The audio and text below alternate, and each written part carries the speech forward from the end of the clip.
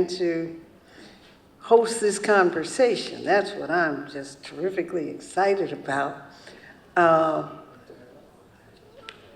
Yes. So is Karen here? Is Karen Wilson here from the Chicago Urban League? Kenyatta? Okay. So I'm Hermine Hartman, and some years ago I started a newspaper called Indigo because I didn't like the way we were being covered. Thank you. And we did that for a while until people decided they weren't going to read newspapers no more. So then we went to digital, and we're doing all right with that, but the money changed, and then we went to television. So here we are today, hosting Indigo Studio with some great topics and some great exclusive interviews, and I want you all to watch. We start our 7th season. We've been up for 3 Emmy Awards as the best talk show in the Midwest. And October 2nd, I want y'all to be glued to the TV at 1 a.m. in the morning. And if you can't stay up, you gotta tape it. All right, so with that said, let me introduce a Dynamo panel. I'm gonna introduce to you Ms. Karen Wilson from the Chicago Urban League. She's the executive director of Chicago Urban League. She is brilliant. And before she was at the Urban League, she was in Gary, Indiana. She was the mayor of Gary, Indiana. So give her a hand. She's so knowledgeable. And then let me introduce my buddy, Miss Pepper Miller. She is a thought leader, but she's also an author. She has written not 1 book, but 3. And the first book is Let Me Explain Black Again, exploring the blind spots and Black insights. And then the next book was Black Still Matters in Marketing. And then the next book was What's Black About It? So she is a consumer behavioral researcher on consumer patterns. Pepper Miller.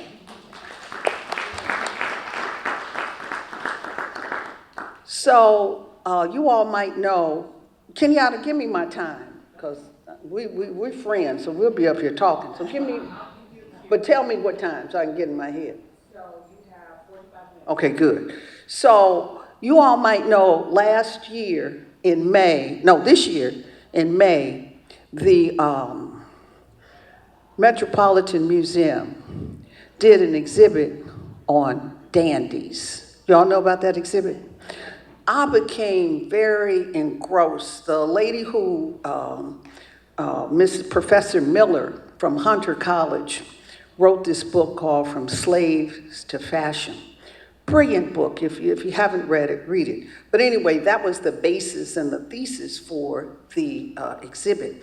And it's about Black male dressing from slavery on and what statements you make in dressing and how you look and how you communicate and so forth. I became enthralled with this. I got on a plane, Pepper, and I went to New York because I had to see this exhibit, and I was trying to touch and talk to the curators and so forth. But this next man, in addition to what he really does, he is a Chicago dandy. I want y'all to know that. His name is Tyrone Strudemeyer. And Mr. Strudemeyer is an executive at the Hyatt Hotel Corporation Worldwide. He is a thought leader, and he is probably one of, I think, the most experts in diversity. He too is an author, Diversity Done Right. Tyrone. Told y'all he was a dandy, didn't I? Okay, so we're gonna talk about power, we're gonna talk about opportunity, and we're going to talk about business.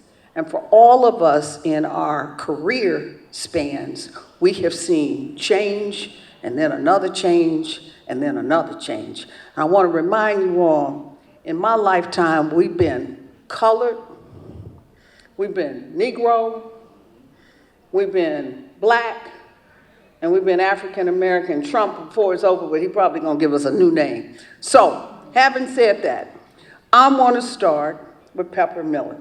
Because Pepper, what I want you to do is to give us overview insight into Black America 2025. Where are we? What do we look like? What's our spending power? What's our patterns? What's generational? And so forth. And Kenyatta's going to give you the microphone. Thank you, Hermine and Malcolm X College. It's, you know, I haven't been here in years. I used to come to a lot of the celebrations. They can't hear you. I used to come to a lot of the celebrations, and it's so much more beautiful than it was before. So I'm delighted to be here. So when we think about Black America today, one of the, first of all, in terms of size, we're like 48.2 million people. We have $1.8 trillion after tax spending power. You know, for a lot of corporations, it's nice to know, but it's not a motivator. But I got a little cheat sheet here. It's larger than the gross, the gross, what is GDP? Gross domestic product, thank you. The gross domestic product for Mexico and Australia and South Korea and Spain. It's absolutely huge. And despite our decline in income, we're earning more money.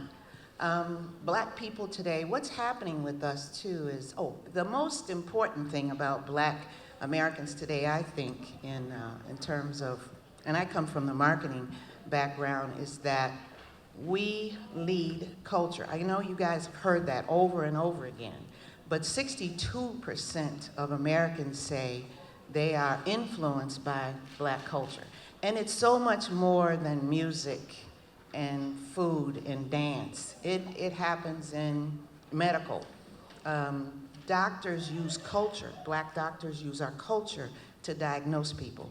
A research study that we've done, white doctors do not. That's influence.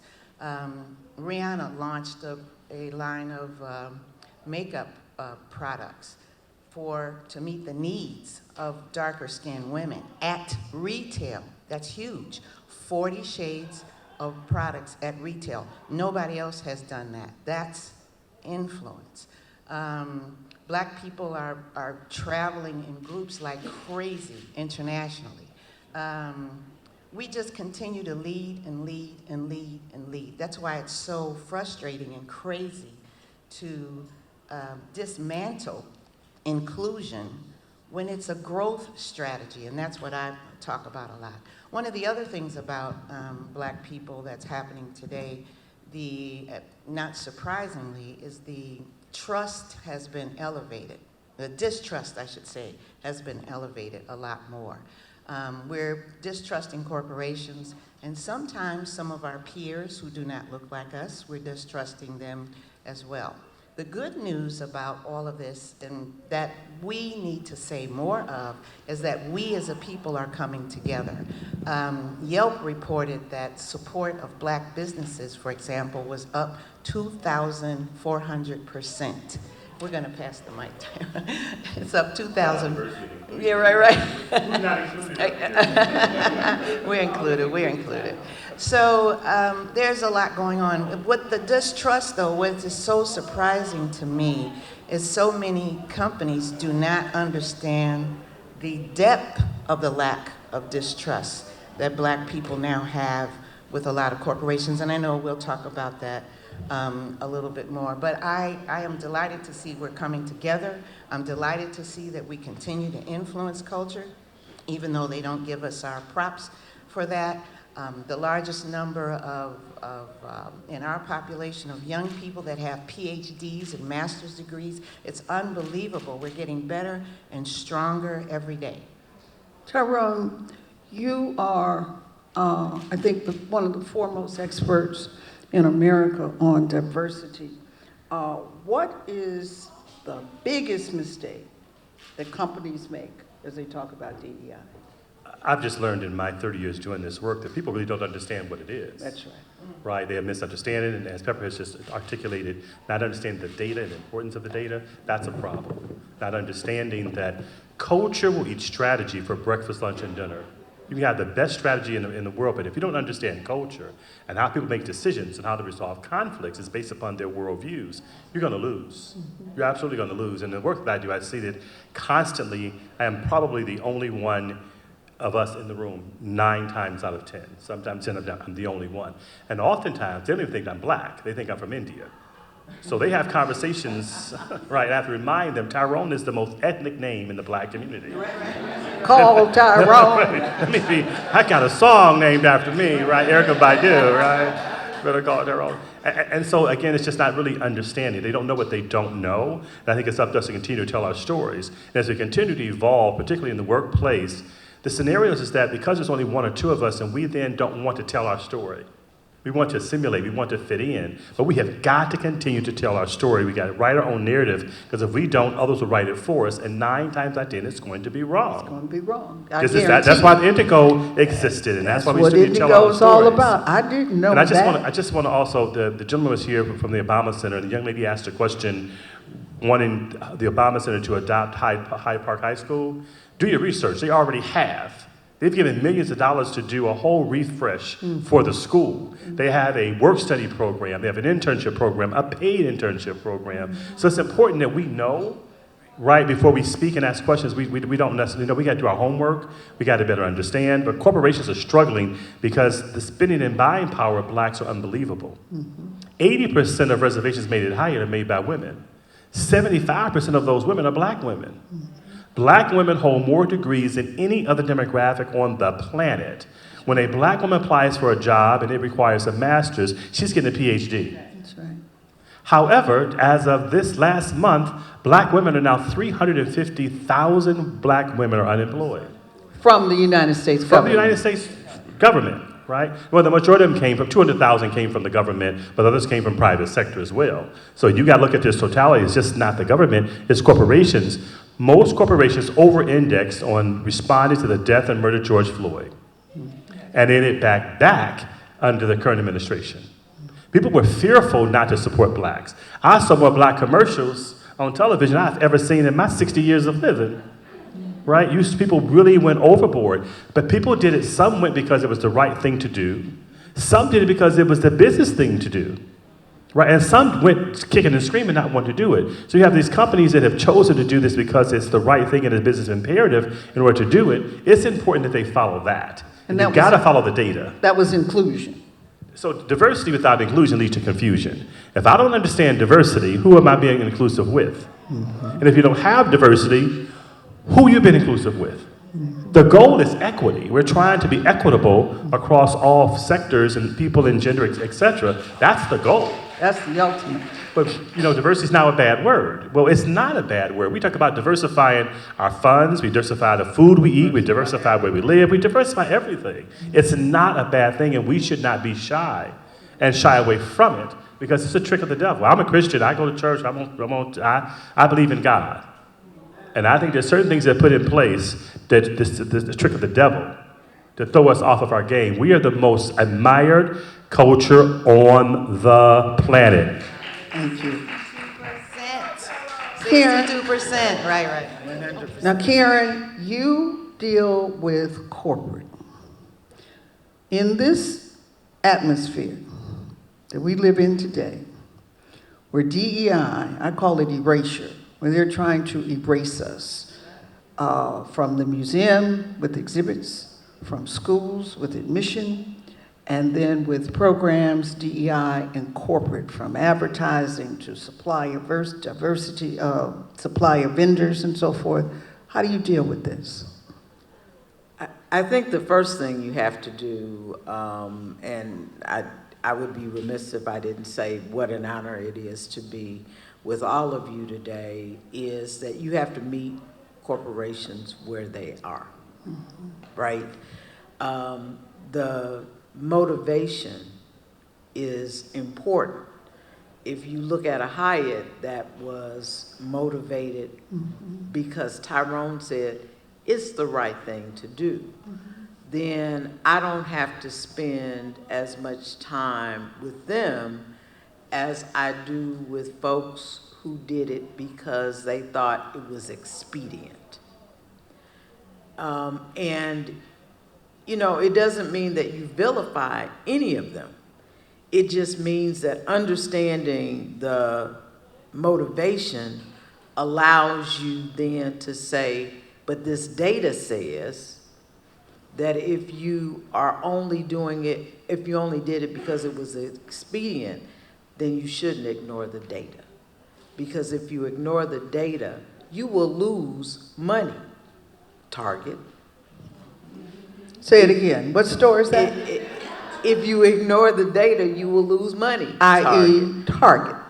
Or if you ignore what the data says, then you will lose because of the fact that you are ignoring a whole group of folks.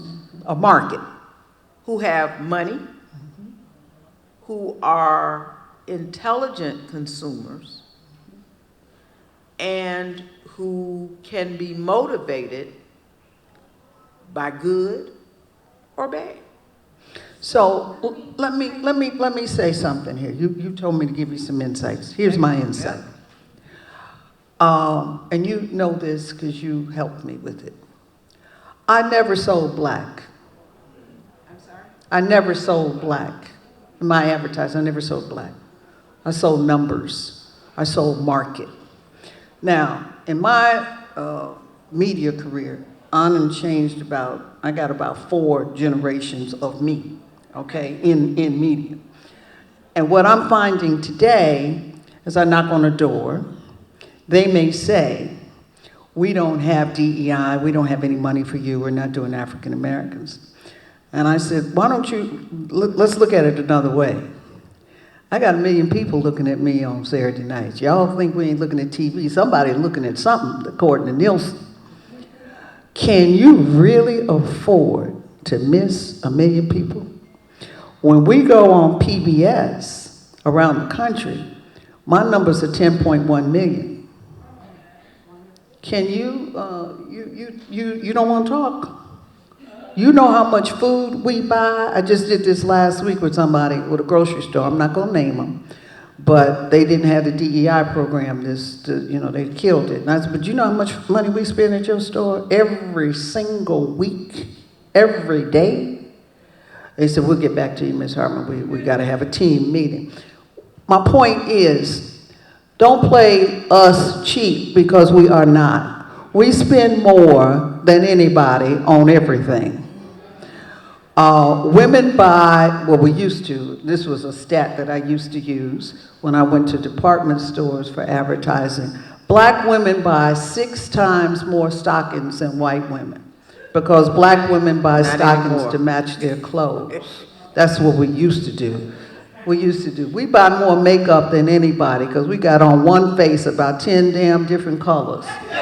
All right, and we brushing and matching and fixing and over this side over here and then up under the eye another thing, and it's like, whoa. So that's about $100 face you're looking at every single day. I'm not going to deal with hair. Y'all figure that out. I'm not going to talk about it. But deal with the market. And we are seeing in our society, and I want you all to speak to this, we have seen 2 of our largest events in our city be affected by DEI. DEI is not just affecting black people, it's affecting women. Mary Green suffered from her Black Women's Expo this year severely. Some of her big sponsors pulled out because of DEI. Yep. I said to her, and I think Pepper did too, let's change the name. Let's just be Black Expo. She said, I can't be black. And I said, well, then let's be just Women's Expo. She said, I can't be women. I said, you can't be a black woman? No. This is affecting women too. You can't be black. But somebody told me that last week, and I was like, well, can I be a white man? How do you deal with this, Tyrone? But I think the reality is that there's a list under this current administration when they signed the executive order to eliminate D&I, there's a list of words you cannot use. That's right. There's a whole list of A whole words. list of words, and woman was one. I was like, to your point, how can you we can talk about white men, but we can't talk about women. That's a problem. But there's a good side to Mary's story that people need to know, that the community came to her support. That's right. When she started speaking When this, she spoke up, we the black rose to the churches occasion. took up offerings at their church to be able to help pay her. Some hotel that she was at gave her free space. Did it start with an H? It starts with an H, right? Calvin Butler of ComEd, they actually gave her a discount on her electricity. But it was having those people who understood diversity, equity, and inclusion. Valerie Jarrett sits on the board of Walgreens. So we had to help guide her to have those conversations. Had those people not been in place, I'm not sure she would have been able to pull it off, right? That's right. So again, we've got to be able to make sure that we have representation across the spectrum, just not on black businesses and black events, but you got to have senior executives who understand how the company is able to make money. And I give this example, I'm going to drive from your makeup piece. The AKAs, and this doesn't discount anybody else about the Divine Nine, but 2 years ago, Dode Boulay spent $800 million in rooms alone at Hyatt. I'm getting chills, $800 million. Wow. Not one of our senior executives have heard of AKAs, Right. knew what it stood for, and had never met Glover. I got on the phone, I gave her a call. That afternoon, she got on a plane. She sat down and met with the executive committee, and she explained to them about AKAs and what it was at Divine Nine. Now we're working with a total strategy with Divine Nine. But going back to your makeup story, and we have 8 diversity business resource groups, and they're all by race, gender orientation, disability, veteran status, et cetera. We still have those in place in spite of, right?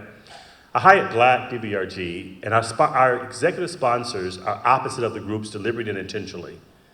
Because you now have 2 white men leading Hyatt Black to understand the culture of Hyatt, and one is our CMO. So now he gets it, because he's now influenced by a group of black people.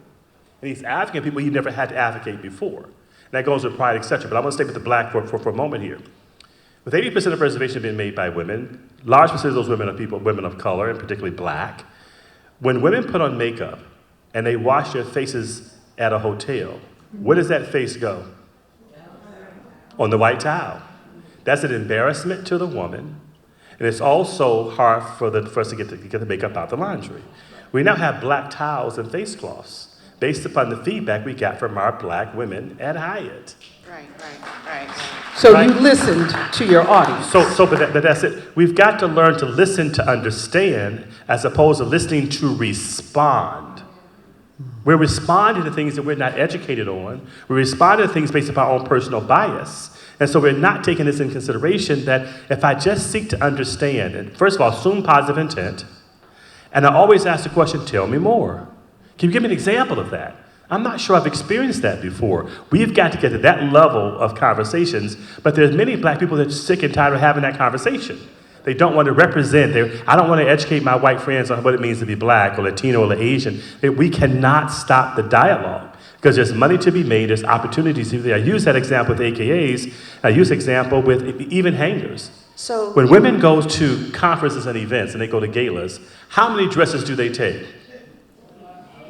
A lot, right? We have 4 hangers. We have 4 hangers. Not enough. Not enough. And so when I'm with my wife, I can even hang my clothes. Right? So, but having that intelligence helps you to be able to go after consumers. Now, the AKAs ended up at $800 million. By the time they got to Atlanta, the next delay, it was $152 million in just rooming. They got to do with food and beverage.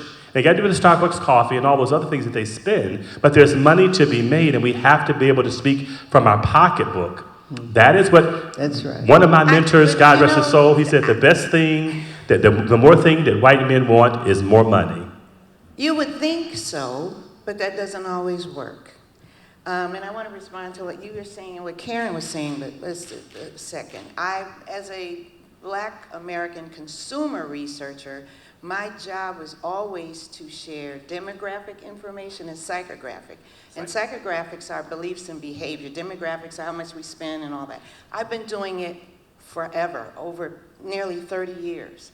And it doesn't seem to be a motivator.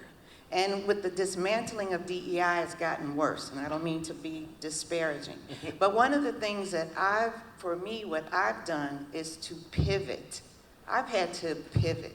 And for me, I love always starting with my mission and vision. A lot of companies have mission and vision statement. It's on the wall, it's lovely, but I live by mine.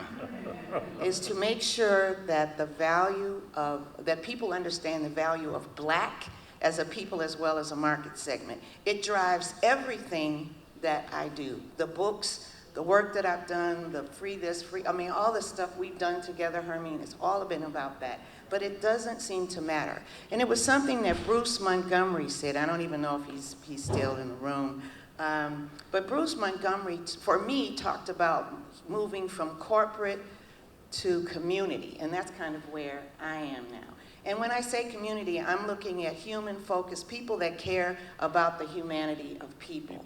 The reason why Black people lead is because of Rick, because of our history of being, we had to be resilient, we've had to be innovative, we had to be industrious, and we're creative. And that's why we still lead. It is so insane, it's insane for these companies to exclude us, but they are afraid of us. And that's a whole nother thing. They're following the 2025 thing. So I've been focused on that, and I've been getting business. The American Cancer Society wants 100,000 women to participate in their survey. They only got 5,000. They didn't understand why. Do the research. Parsec Education was a wonderful company in California. They care about the outcome of the classroom. I stepped up to do workshops with them. Because a lot of corporations, I am so disappointed. I'm so disappointed. Say the company. In Procter & Gamble. Okay, say it. Now tell them why. Procter & Gamble has 80 million brands. Yes. The chief global officer and I were tight, used to call me buddy, but they did what a lot of other companies did. Here's a project that was approved in 2024 for 2025, ghost. No return emails, no phone calls. Pepper, I'm going to help you write the forward of your book. Nothing.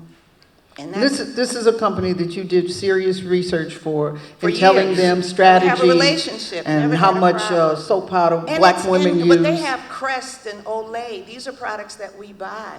And we have been loyal customers to them. And investors. And investors. So I'm okay with moving on and pivoting, and I think that's something that we have to do. I'm not okay with P&G. I'm sorry, I'm not. We spend too much money. We do, but I'm not. And let's say this about our money. We're generational money. If your mama used Tide, guess what you use? Tide. Okay, if you was a baby and your mama gave you your bath in Ivory soap, guess what you use? Ivory soap. Okay, so this is generational. This is not, oh, I'm going to the store and I think I'll get some Tide. No, your mama told you to get Tide when you was 10 years old. But I think it goes back to what Karen was saying earlier. It's a continuum. People at different places. I do not have to build the business case for Hyatt. Hyatt was named Hotel of Hope by Martin Luther King in 1965, the height of civil rights. That has been embedded into our DNA. Our purpose is to care for people to be their best. We say people, we say all people. So I don't have to go in and defend and say, but people, more than 50% of people voted for Trump. They still sit in corporations, they sit in hospitals, they sit in all these different jobs. They're at different places, so we have to meet them where they are and then provide the strategy to get them to be more centered. You got your innovators in the space. You have your early adapters, but in most organizations, 75 to 79% are late adapters, waiting to be told what to do. So Karen, let me ask this, because we're talking about Black as though it's monolithic, and it is not. It's not. Give me some generational patterns and differences. How are we different generationally? Where do we divide? How do we move differently? When I was a young lady last week, you wanted to come to the gala. We grew up to come to the gala. Your daughter is coming to the gala. Half these kids don't know what a gala is. What's this generational thing for us? So I'll talk about it in the context of how we address issues that are important to us as a community. I have a 31-year-old daughter, and my way of addressing it is very different from the way she addresses it. And I think if you think about the concept of Black respectability, a lot of our younger folks have a challenge communicating just with us, those of us on this stage, because they think that our method of convincing folks is too accommodating in some instances. Now that's not all of us, because even all of us in a certain age group aren't monolithic.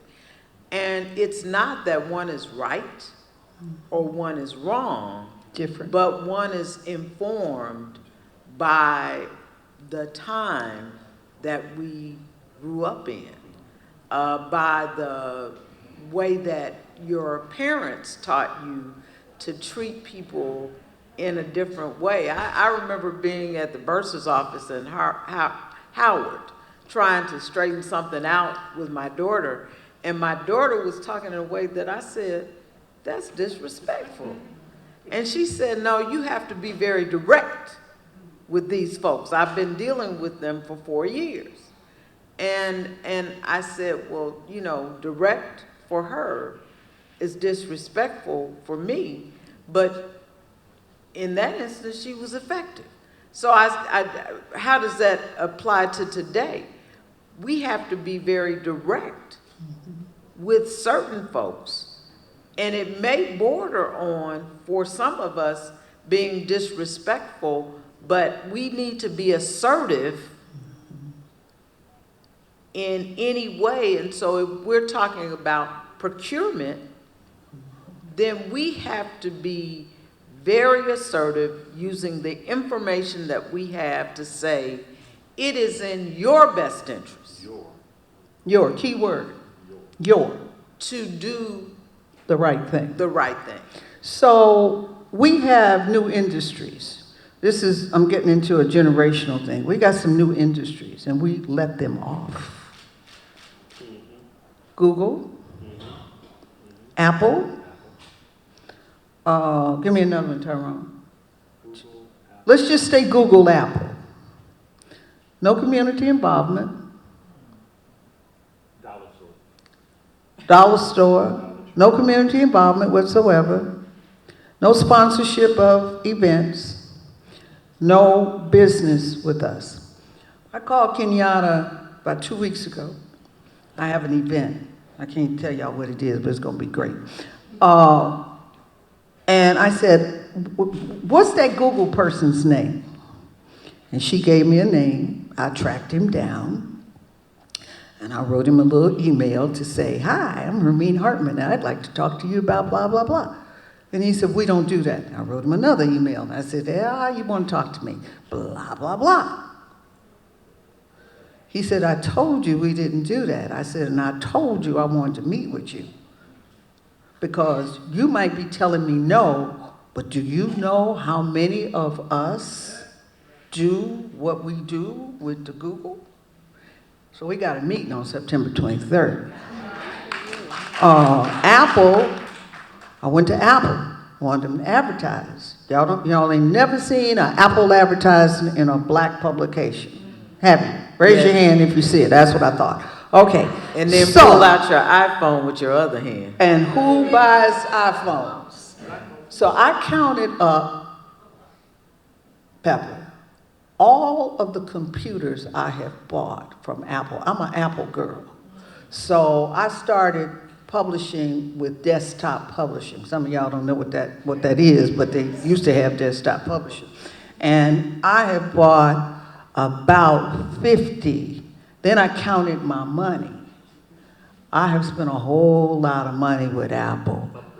Upgrades, new machines, because about every 3 years you got to get some new ones. You got to get some new iPhones, and if you get the machine, then you got to buy this and that, and then it used to have this, and now it don't have that. Now you got to buy something else, and blah, blah, blah. I've spent a lot of money with Apple.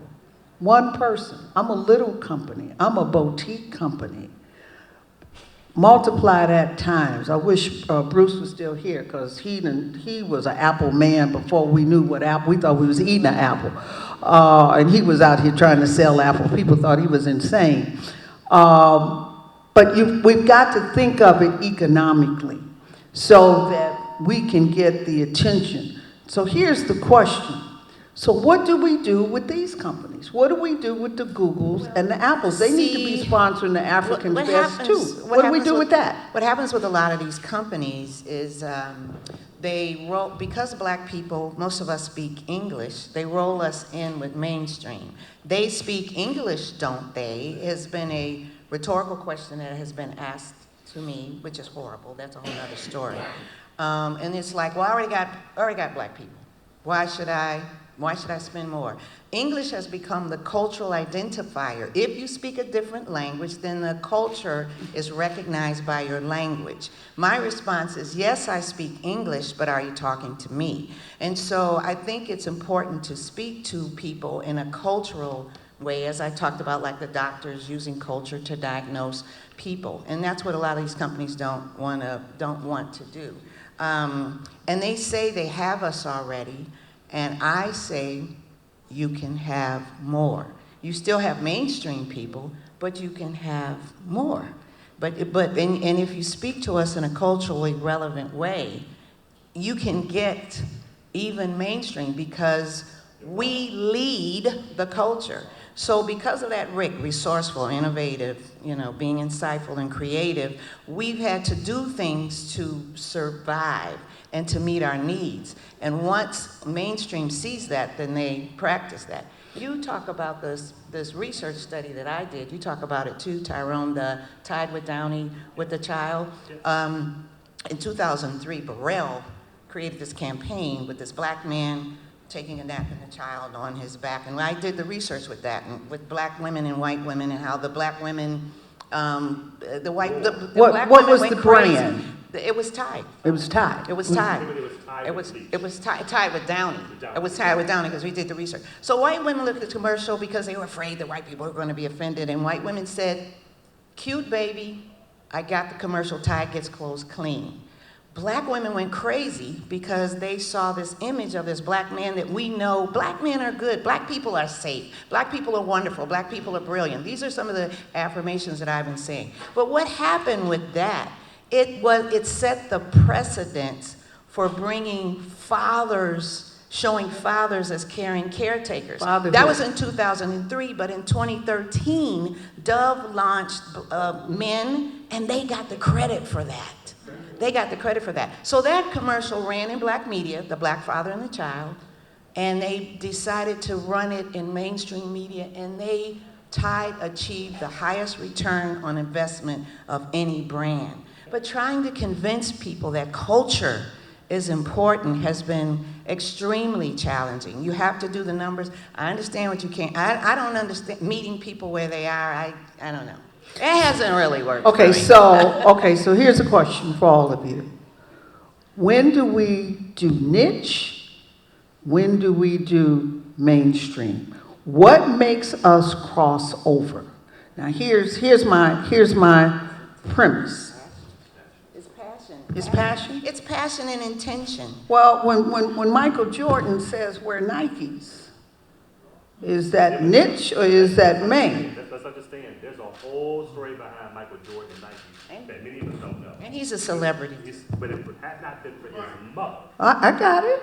right? Then he would still be playing basketball maybe. Yeah. But that's not my point. It's a marketing thing. When do we, black folks, when do we do niche?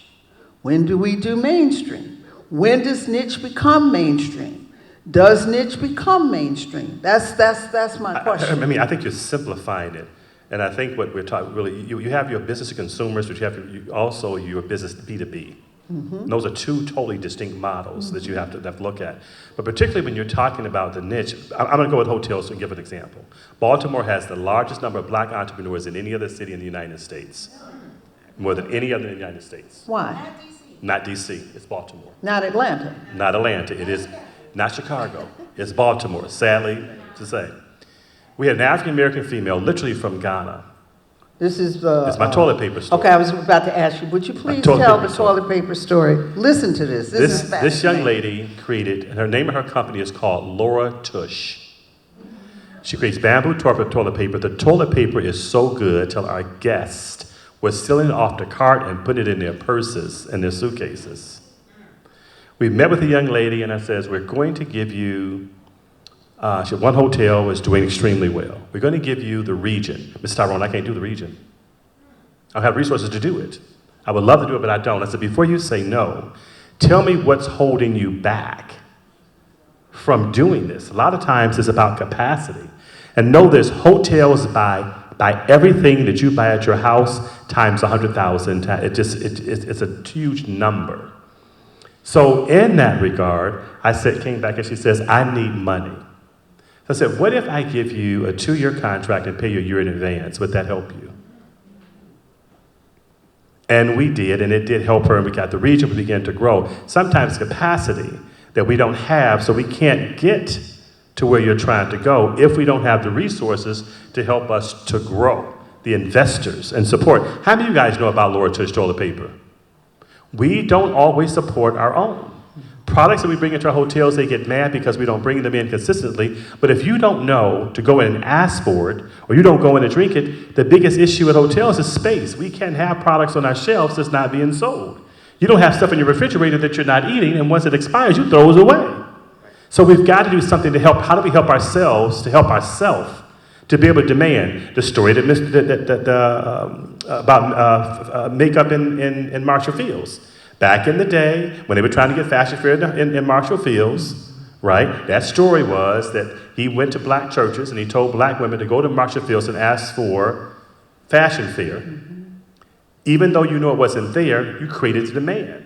So sometimes we have to create the demand. But finish this toilet paper story, because she went from a roll to a hotel to where? To the region, and now we're discussing national.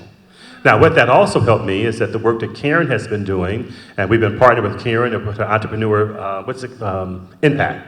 Yeah. Impact. Next one. Next One Yeah, program. the next Well, one. Hyatt has been hosting this group 5-6 years? 5 years. 5 years, 5 years. Since we brought it back, yep. Brought it back. And in listening to them, what was holding them back, what was the barriers, one thing that was number one was net pay. I didn't even know what net pay was. I didn't know what it was. It was time to pay. And so we were paying 120 days, 90 days, and that's detrimental to small business owners. Yeah. It is detrimental. And she was the same way. She says, I need to get paid sooner so I can pay my employees. Because what happens is you go out and get a high interest rate loan to pay your people. And by the time you get paid, you got to pay it back. It's a zero-sum game. With interest. With interest. High interest, by the way. Double-digit interest rates, right? So they're not It's making any money. 15%. Mhm. So I went to our CFO and said, can we change to net 10? So And we did, but I've been telling that story forever, because if every company went back and looked at their small business owners, and this impacts everybody, black, white, Latino, Asian, gay, straight, young, old, rich or poor, if you pay them within a 10-day time period, they will be able to grow a lot faster. one of the most important things you can do in business is obviously you want to get your money. But when you get your money is as important as your money. And sometimes you want to work out terms. I want my money, but can I get it in 2 weeks or 4 weeks or 6 weeks or 8 weeks? And here's your solution. I'll give you a discount if you pay me today. It works. I ain't getting no discount. You're not. No, I don't agree with that, because they pay for what they need to get. Oh no, I'm telling Now, you, if it we're works. doing volume, if you're going to buy That's 100,000, That's my point. then we'll do a volume discount, but I don't recommend that we put a discount based upon you paying me, not on the payment. I don't wait. think that's a good practice. Wait, on that. Tyrone. If I gotta wait 120 days for my money, But those terms, and I promise you, I got in front of 35 CEOs and asked that question, when do you pay your vendors? None of them knew. They didn't know. They did not know. And many of them got on the phone and called their people and said, change net pay to net 5 today. That's right. Because they didn't understand. So we're not necessarily speaking up. I don't think we should be adjusting to meet people where they are in that regard. And there's really no basis. There's no basis. For taking 120 as long as they took. The This- Urban League pays in 7 days. Right? This is one of the 7. biggest problems that we have in dealing with governments, is that they are. And corporations. You might get more money, Because but you're it is a holding the slow money in the pay. bank because you're gaining interest on that money. So it's a cycle. So Karen, tell us quickly, if you can, about the impact program and how it functions. And I know you just started a new program for 2025. But tell us about that program and what it does. So the idea of, you're talking about the business program, Yes. which is the next one. Right. The next one program is the program that says we want to help you scale. You have a proven business model, you've done a great job, but we know that when you talk about generational wealth, when you talk about really taking this into the next generation, you need customers, you need technology, you need all of the things that will allow your business to grow and scale. We spend 9 months doing that. We do it at no cost to you, and we do it because we want to see you reach behind See you and grow. get the next business. And that's what the Hyatt has allowed us and has helped us do. And Are you still affiliated with Northwestern? we are now affiliated with, we are no longer affiliated with Northwestern. We've built our own curriculum. That's fantastic. Wow. And tailored it to the needs of each business that comes before us. So ladies and gentlemen, we got to wind up, but let us please take questions from you in the audience if you have some. Please. The microphone so we can hear you and share your name and the name of your business or enterprise. Thank you.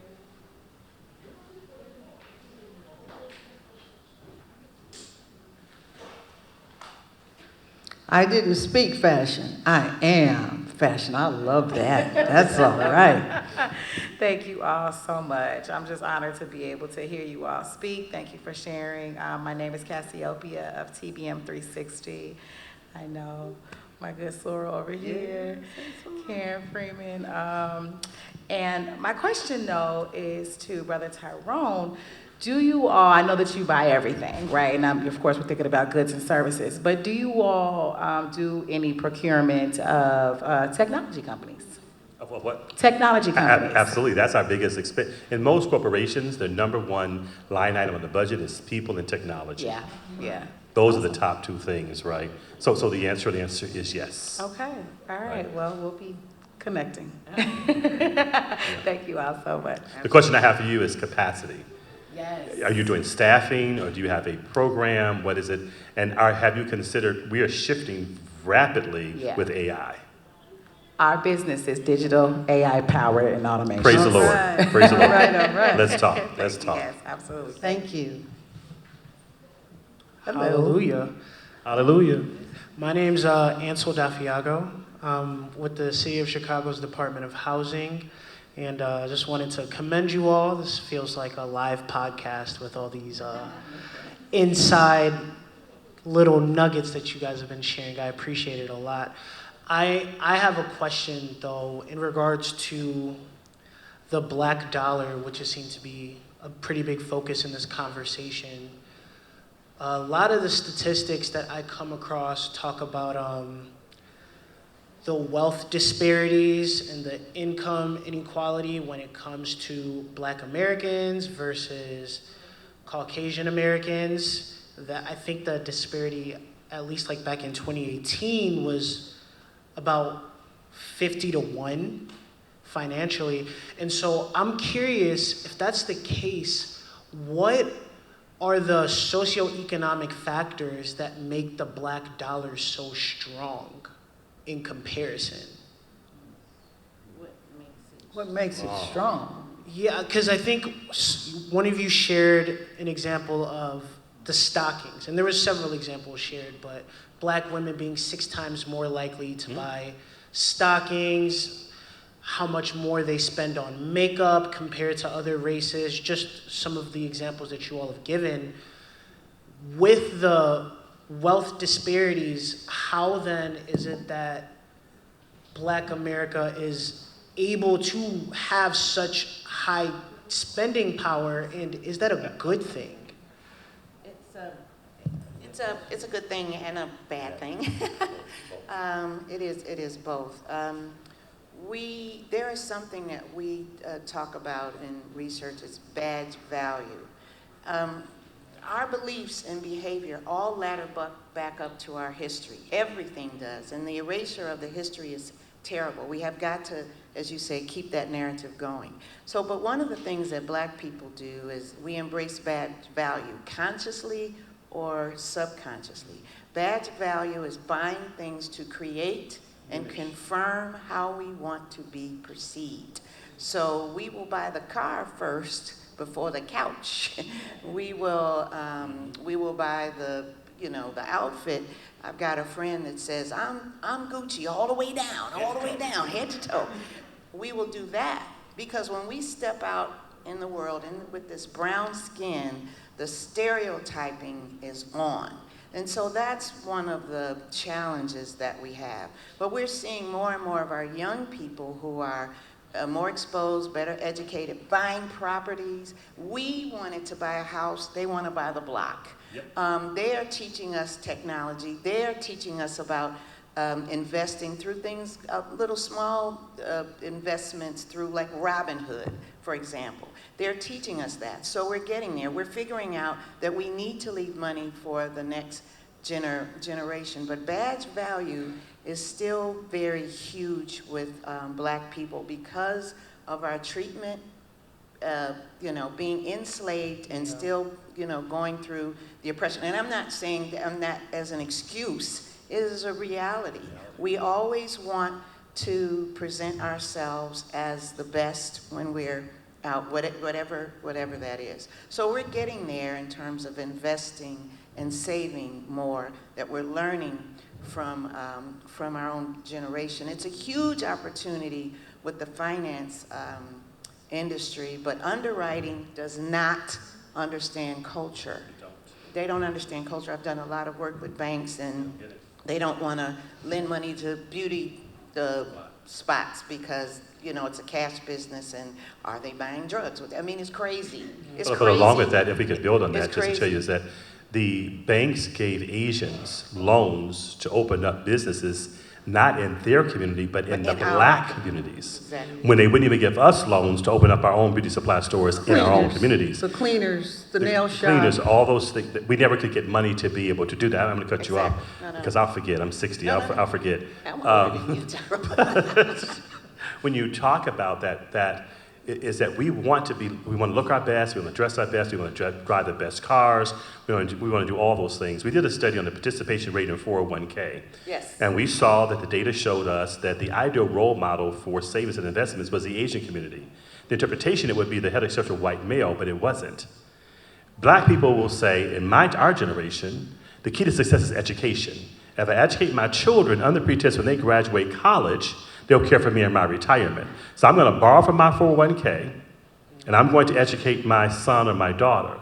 We also believe that real estate was the way out for us, but we bought homes in communities that were not being invested in, so we lost our investment. We could not hand down a broken shack to our children because they did not want it. Contract buying. Contract buying, right? So all those things are part of our history and our culture that we have to come to terms with to build wealth. Now, I want to share the data. Somebody said the other day that the next generation is greater. It is not. There's 80 million baby boomers that are about to retire out of the workforce. The next generation of workers are 40 million. There's a shortfall of 40 million to catch up. Well, you know what? The millennials have surpassed the boomers. The boomers. They But that's the next They've one. surpassed the boomers. Gen X is But they don't have as much money. But they don't have the money is what I'm getting at, Don't because have the the baby money. boomers still have the money because they're making the $300,000, the $500,000. I have a 23-year-old. Matt, listen, She's very fashionable, and she wears everything. And if you want to get a dress, all you got to do is tell your daddy you want a dress. He's got that kind of daughter. I have to, however, she's mastering Netflix he's and trying sleeping, so hard to be she'll disciplined. kill me for this. But the mere fact is that she's taking her sweet time trying to find a job because the urgency is not there. The urgency is not there. I still can do what I need to do. We've given our kids, every generation want to pay it forward for the next generation. So I wanted to make sure she got things that I didn't get. But understand, I grew up in the 70s in Detroit. I drove a Corvette to high school. So my father was a truck driver. We were the first black family in an all-white community. My mother was a registered nurse. So we had resources that my cousins and others didn't have. So what I started with her was already high. That's right. So she doesn't understand what it's like to not have, and not the lights being on, or some of the stories that you hear people tell today that I didn't even have. So I couldn't tell you what it was like to be in a house with no lights on. I couldn't tell you what it's like to not have a father in the house until my father passed, with food on the table. I didn't know any of those. We live in a 5-bedroom ranch and 2 acres with a swimming pool and all that stuff. That's all I knew. And when I came to Chicago, and I said, what are these folks, what's wrong with these people here? Well, they can't do better. But again, it's what we're exposed to. It's what we're exposed to, and the more we're exposed to, that's the exposure we have. So we've got to be able to show people things. That's why people dress and drive cars. I want to be like that. The reason why I drive a Mercedes a day is because of my parents. My father valued cars. Before he became a truck driver, he worked at Cadillac Motors. My mother had a Cadillac, and every 2 years, she traded it in because she got a discount. Value. Cash value. Badge value, yeah. Tyrone. It's She still- drove a Gucci Seville. Why I wear Gucci today? Because she had a custom Gucci Seville. Yeah, So but we again, that was my gotta- view. We gotta, Well, here's Yeah, one thing, though, to note to the young man. We will never catch up. Never. Why will we never catch up? They're 8 generations ahead. Done. It's true. You're welcome. We're not giving up hope. We ain't giving up hope. We're trying. Dr. But 8 King. generations, that's a whole lot of generations. Yes, ma'am. Hi, Dr. King. Hi, Pepper, and hello, Ms. Hermine. And Hello. I've been a big fan for a very long time. Thank you. Tyrone, nice to meet you, and Karen. I want to... Introduce yourself. I am Dr. Kendra Outlaw, known as Dr. K.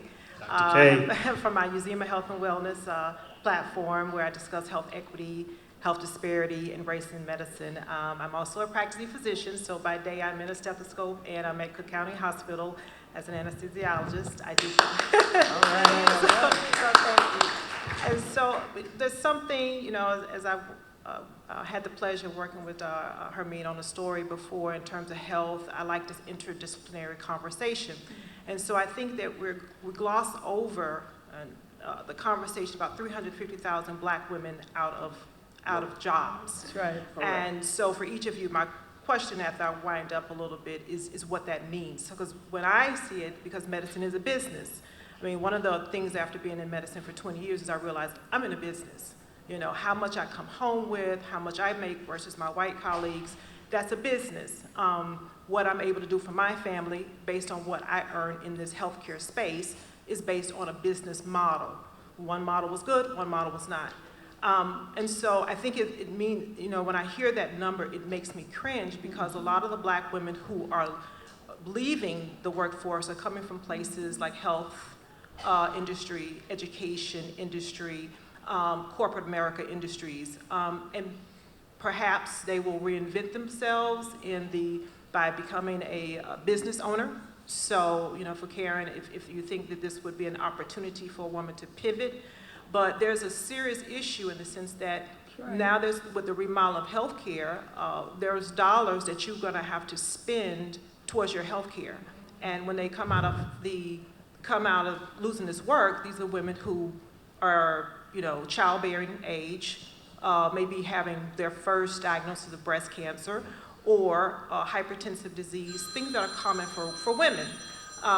And so these are going to be some of the challenges, but as the business of healthcare is changing, those dollars are going to have to go there. They're not going to be able to go to Hyatt for the vacations that we've been enjoying, your hotels, Pepper, when we're talking about interfacing with products like Procter & Gamble, toothpaste. Toothpaste costs almost $6 a tube. You got 6 of us in the house, or, how do then we take the limited dollars and start our own business and try to start to interact and have a business. So I'd like for each of you to think about that critically for us, and with us, and say, what do you anticipate those changes might be for your industry? It means that black families, black America took a dive. That's the bottom line of what it means. Because we do understand in our communities, women matter probably most. Our households, our raising our children, our tuition, maybe second incomes and so forth. But those women, that 350,000 women, those are educated women. Those are women who will go into some different endeavors. And probably, I would say, half of them will probably go into business of some kind. That would be my intellectual kind of projection of it. In that 300,000, there's also 125,000 never returned to the workforce after COVID. Right. Many of them pivoted and started their own businesses. Yep. Right, and I think that's really what it is. Head of household, taking care of families, taking care of extended families. We now have a generation where we're taking care of our children have grown, but we're caring for our parents. We're in the sandwich generation, right? And I have a mother-in-law that lives with us, 96 years old. She's had dementia for the last 20 years. I've only been married for 30.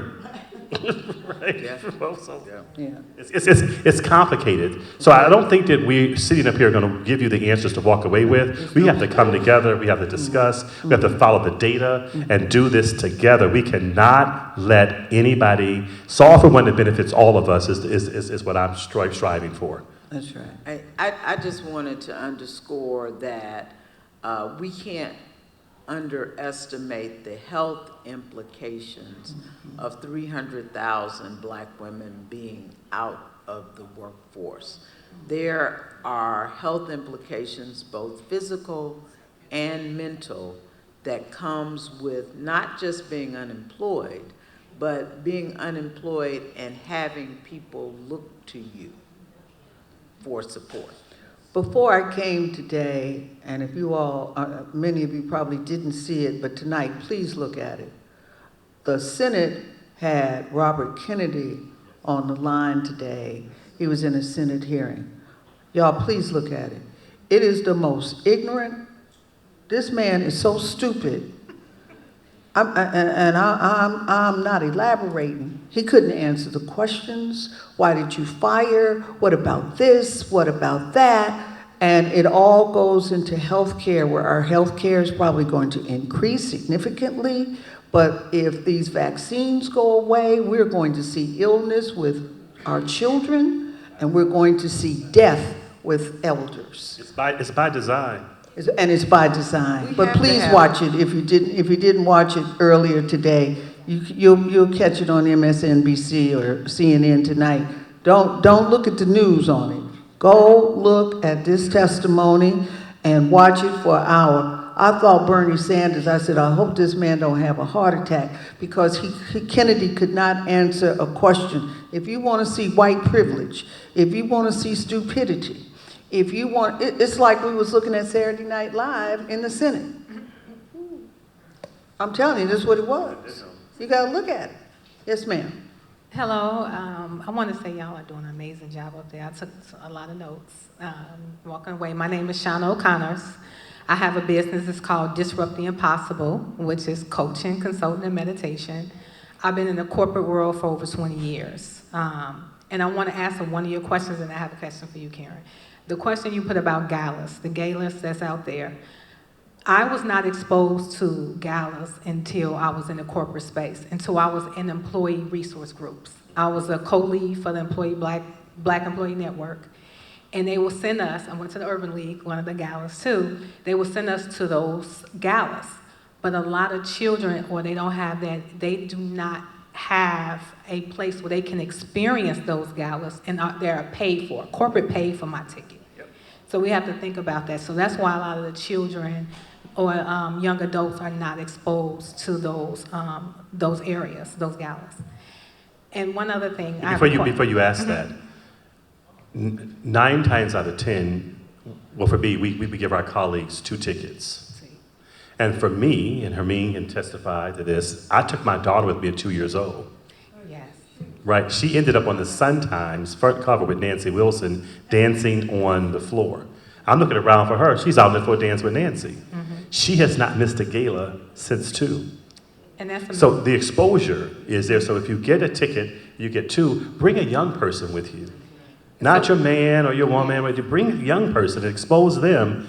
and get them to see it. What kind Because of once they see it, relationship advice is that, Tyrone? listen, I've been married for 30 years, so just, Go find but the kid. Go find the kid. No, I took, when we did our parades, I would take my children Yes. into those corporate spaces. Yes. I will always make sure they were a part of those corporate spaces. Yes. All the time. And my next question Okay, is, when we talked about demand, right? So I'm gonna ask you, Karen, the next level program, what requirements do you have to have? Is it actual value, monetary value of your business, what it makes? There is. And then, and an age Right. requirement as well. So I'm going to preference that by saying there's a spectrum of programming in our entrepreneurship center. And so for next one, it is a threshold of between $250,000 and $500,000 of revenue, because that's the program that scales. We have other programs if you're under that $250,000 level, because we don't want to exclude anyone. We have everything from if you're thinking about a business until you're scaling. So that's the threshold for that program. Okay, I just want to say thank you for that, and thank you for Thank you those for the programs questions. as well. And you can see all of that at chiul.org on our website. Website. So we got two more ladies we want to hear from, and then we've got to go because there is another panel. Yes, ma'am. Hi, I'm Karen Demapius. I have a construction company, Katie Enterprise. I am in the construction industry. I've heard a lot about corporate. I've heard a lot of, there's so many topics that I just wanted to jump out of my seat at. Women make up less than 1% in my particular field. For sure. In the US and Canada. So it was a tough fight, but there are many things that I agree with, some things that I don't. I do believe that our younger people are right if that's what the statistic is. We do need to be a lot more assertive with where we're at, what we need, the payment terms, be clear with our smaller businesses that are just starting out, let them know that it's okay to sit down and negotiate and say, hey, I don't have the money. And I've said this story a million times over. When I started with my projects, I walked into our incumbent signatories of our local union, 22 years an iron worker, I've got the scars to prove it. Wow, I said, that's a lot. hey, I don't have a crane in my back pocket, and it costs a lot of money to get that. I don't agree that we should discount those advances, those payment terms, negotiating them upward, because you need me. I have Willy Wonka triplicate of certifications here. Yep. You need me for these set-asides. Thank you, City of Chicago. Thank you for companies like Bally's, Gilbane, all of them that are actually enforcing all of these programs for these set-asides, because without that, that's a gate. That's a gate that's been my entire life. I've been out there, I've watched lesser men exceed where I can't even get through. Why? Because I don't look like them. Keep fighting. But, Keep fighting and keep doing it. Yeah, no, we need our profit margins in order to grow. Yep. It's okay to ask for those payment terms and go out there. You know your product, you know your work, you know your worth. Go out there and demand it. And on top of that, there's a disparity. That's one more thing that I wanted to address. Between our larger GCs that don't even know that our smaller subcontractors have these issues. Make your incumbent companies go to where the buck stops with and say, hey, I want to bring this, I want to include this minority contractor, I want to include this DBE, I want to include this WBE, but they require a little bit more money. Push it up the chain, make everyone aware of what our needs are. That's okay to do. That's all I want to do. Thank you. And thank you. Our last question, thank you very much. Yes, for sure. Our final question, and we got to wind up. Thank you so much. I will be quick. My question is, my name is Bonnie Boone. Bonnie, I've got a laryngitis, and I'm a New Yorker. I'm a transplant, but I assume you won't hold that against me. My question was to Tyrone, and in terms of corporate, like I came from a big company, the largest in insurance brokerage. But every time you have a conversation with corporate America and you talk about, I started my own firm, they don't know where insurance goes in the procurement chain. You know, cyber liability insurance for directors. And approaching your company, some of the people that work there used to work for me in New York. But it's very hard to get an audience because the larger companies will make a deal with someone who's not competent. I know because I came from that side, and say, don't do anything, we'll just give you the check because we don't want you to make a mistake, but this is what we have to do to get the contract. So I'm saying to you that there are professional and competent people like me. I was the first black woman that Marsh McLennan promoted in 1982. But when I went out on my own in January, they're like, Bonnie, we know you, but you know, the laws have changed. DE&I is not in, you know. And so I know about the laws because I do directors and officers. So my question to you, Tyrone, is that within your organization to pass down that there are competent people who are professionals, who are, you know, MWBEs. This will not be announced until October, so you guys will get it. I'm expanding my role at Hyatt to focus on those type of strategic relationships to be able to grow the business. We enrolled more than 1,000 new black vendors since George Floyd, 1,000, with a $68 million spend. When that executive order came down, most hotels stopped. There was no directive. The directive was we will continue to do what we committed to do. We will continue to do the work. But people who have that bias will then take that opportunity to take advantage of the situation for their own good. Somebody has to be a gatekeeper. Somebody's got to be advocating inside to challenge the status quo, to not be afraid to take the risk to move forward. I've got 2 years before 65. I've got an exit strategy in place. I am going to push as hard as I possibly can, ask questions that I was afraid to ask probably 5 years ago, to really make sure we're doing that. So again, I'm going to really, this whole new job that everybody's approved, from the board to the chairman of the board, to really look at how we're creating strategic relationships to grow our business and grow the communities in which we serve. They stand by that. I can't speak for anybody else, what anybody else is doing. I've been able to take my recommendations about net pay and have changed, I know, 300, 400, 500 companies. Excellent. Right, so as we continue to tell these stories, we can move forward. So I would love to engage with you. I grew up with you and Associates, and you guys were our competitors. So I'm with you. Tyrone Schurtermeyer, thank you so much. Pepper Miller, read her books, thank you so much. And Karen Wilson, go to her website and you will find a host of And let's give Hermine a round of applause. Yeah, thank you so much. And let's support Hermine in her TV program. Give me Look at Indigo Studio, Channel 5, October 2. Amen. Thank you so much. God bless you. Thank you all so much again. Let's give a round of applause again for our distinguished panel. Thank you very, very much.